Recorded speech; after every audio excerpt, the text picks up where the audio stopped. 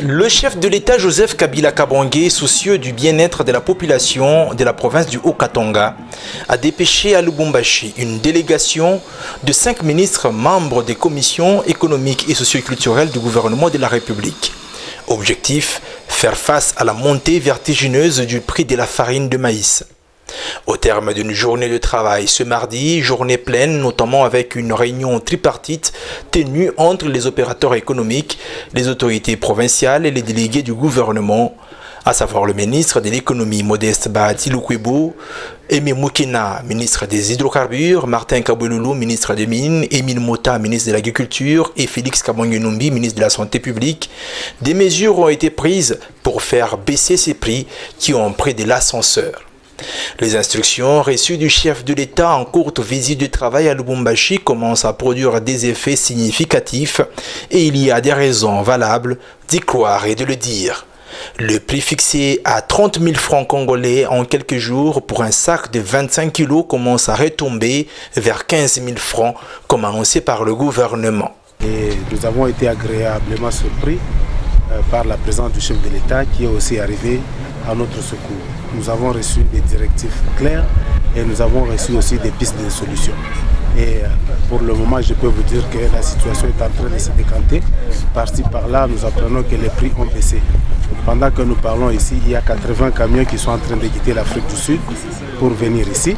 Et nous avons eu une réunion hier avec les banquiers. On avait peur qu'il n'y ait pas suffisamment d'argent à donner aux opérateurs économiques qui veulent se lancer dans cette opération.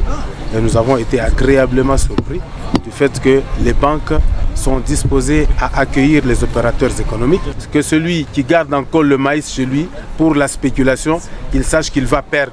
C'est le moment de mettre tout le maïs sur le marché parce que nous allons inonder le marché.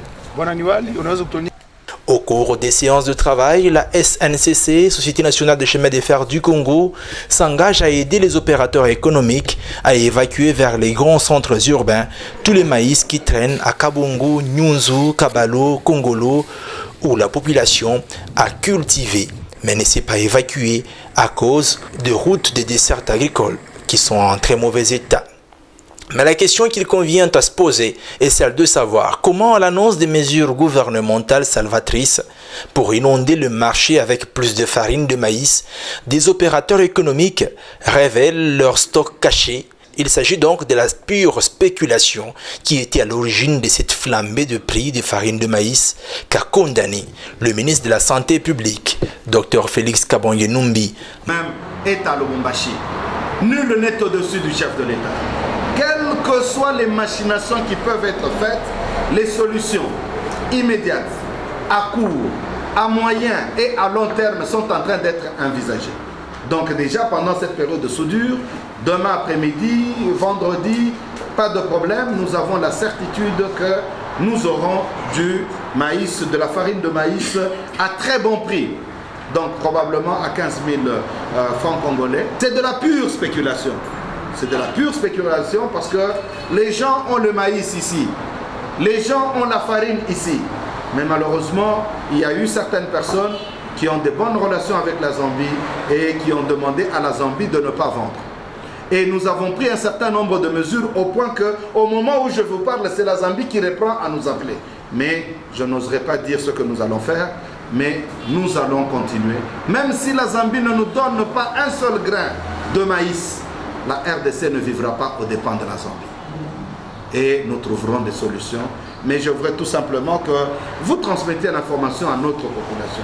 Que quand on aime sa population, qu'on soit aux affaires ou pas, qu'on soit dans la majorité ou dans l'opposition, on travaille pour cette population-là.